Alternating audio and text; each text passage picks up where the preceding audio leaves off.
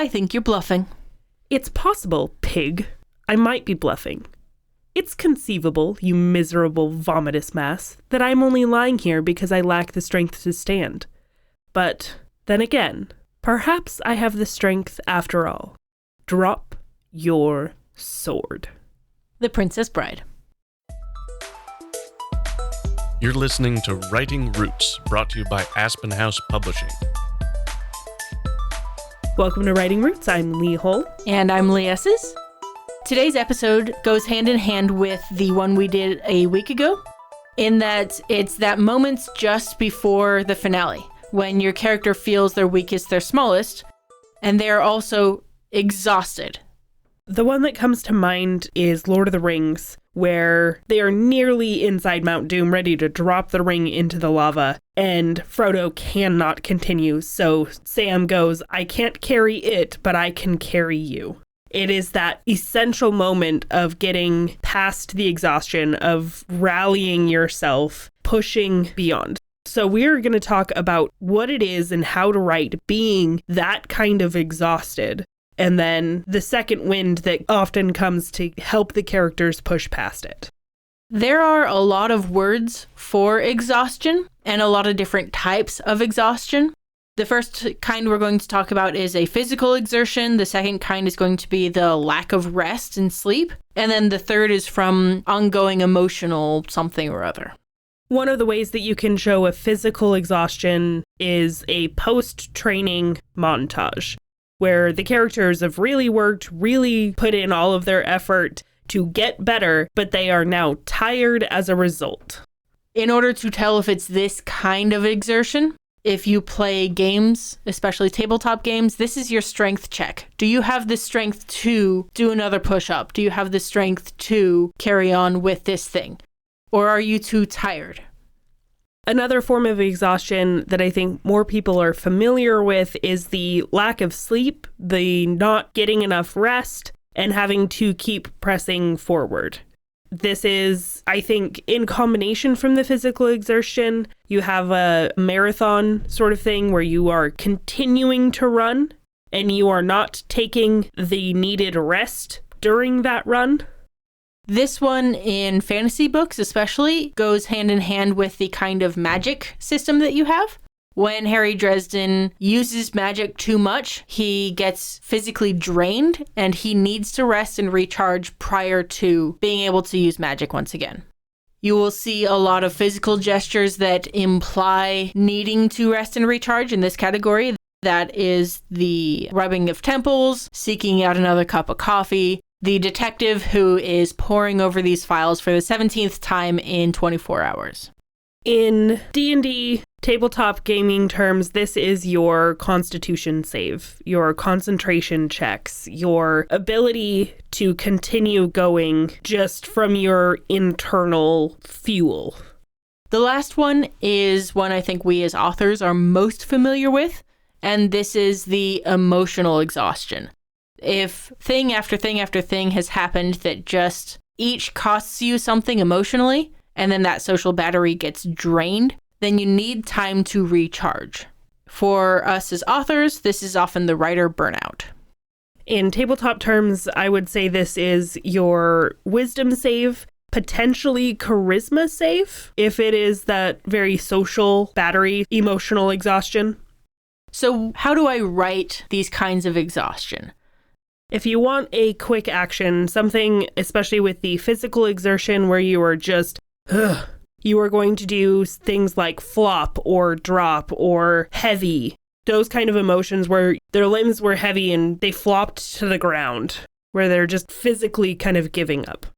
For the not resting, sleeping, if it's a slower action, then it would be something like a sigh or something is weary, something is drooping. There's this slow, ugh. The words that come to mind for that emotional tired would be fatigued, drained, empty. These are ones that are often very sustained, and something needs to change in order for them to recharge. When you are showing this in your non-point of view characters, a lot of downward motion is associated with being tired. They've flopped to the ground and they're just sprawled into a starfish, and then they've stopped moving because they just can't anymore. You also have a lot of heavy breathing, the physical labored trying to take breaths after some physical exertion. Very commonly, the eyes are closing.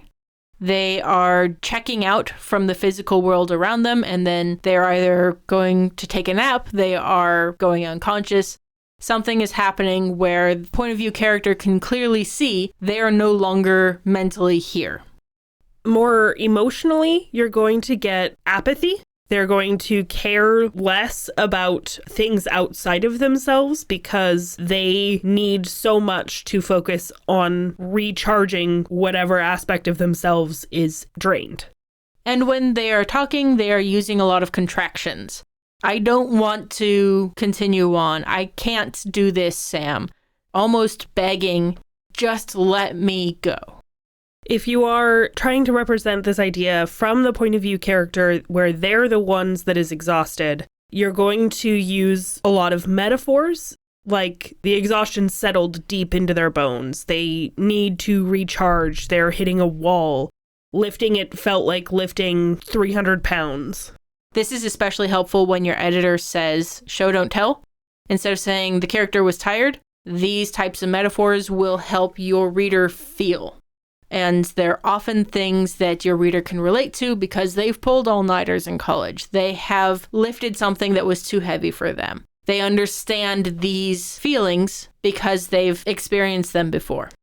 Other ways to show rather than tell would be through their thoughts, not necessarily the character saying, I'm so tired, because, that's kind of boring. But it's that rallying themselves to keep pushing through the exhaustion, the just this much further, just this much more, and I can be done.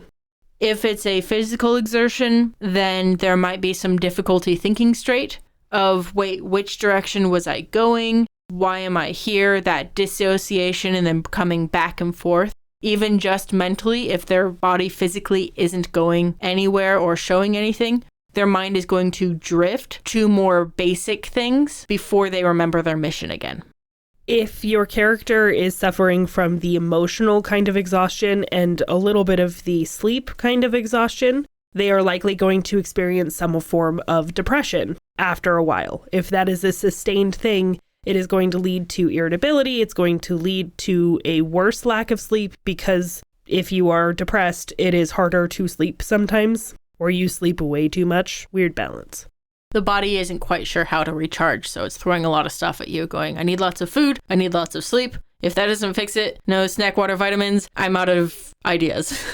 Now, there is a key moment that happens at the same time as this exhaustion. And it's really hard to write that moment without the exhaustion first, so please write that down. But immediately after, this is the type of moments that has your reader standing up with the book in their hands and cheering. This is the second wind, the moment where the character is able to push past whatever is exhausting them, whatever is slowing them down, and they conquer things. This is Sam saying, I can carry you, and being the second wind Frodo needed. It doesn't always have to come from inside of the character, but that is often how it does it. One of my other favorite examples is the Stormlight Archives, where it is a magical second wind, where when a character, most often represented with Kaladin, speaks a new oath, they get a boost of power, of magical surge that helps them carry past. Another way to do a second wind is something on a timer of if I can outlast enough, then the recharge will happen on its own and then I can finish the fight. An example of this is in the TV show Chuck, where the main character more or less has mental access to the digital archives of the CIA, and the computer inside of his brain needs to reboot. He's exhausted, he's tired, and then when he boots back up again, he's able to finish the finale of the season. Generally, you want this second wind, this boost that pushes them over the finish line, to be a direct reflection of their power. Not only whatever exhausted them, but what truly makes that character special. What truly makes Frodo special is that Sam is his friend, and he wouldn't have gotten far without Sam. Oftentimes, the second wind comes in a moment where they recognize finally what is holding them back. They recognize that the lie they believe about themselves is actually a lie, and they break the chains that is holding them back, and they unleash their true power. This is also hand in hand with the moment of the secret ingredient revealing themselves. They go, you know what? Turns out I am actually an ally. I'm actually a villain. I'm actually whatever. And that can be the trigger to bring about the second wind. So if you're looking for where to place this, where it doesn't feel overly dramatic if it's too late, or it doesn't feel kind of like a Deus Ex Machina if it's too early, right after the secret ingredient twist is revealed is a good time to place the second wind. It's also good to put hand in hand with that hopeful, inspired moment we talked about a couple episodes ago, where somebody else is rallying them and encouraging them to stand up to continue the fight. This sort of moment is often what many of us are writing towards. It is that wonderful moment of standing up, trying again, and finally succeeding that most of us really love to see in our stories, that we like to read because it gives us our own bit of hope in life. This is a good opportunity for you to, as the writer, embrace the emotions that you have likely felt before, of the exhaustion, of the giving up, of being drained. And this is what makes the character the hero. When you write selfishly. If you have a question or comment for our hosts or a topic you'd like us to cover, send us an email at writingroots@aspenhousepublishing.com or find us on Facebook by searching for Aspen House Publishing.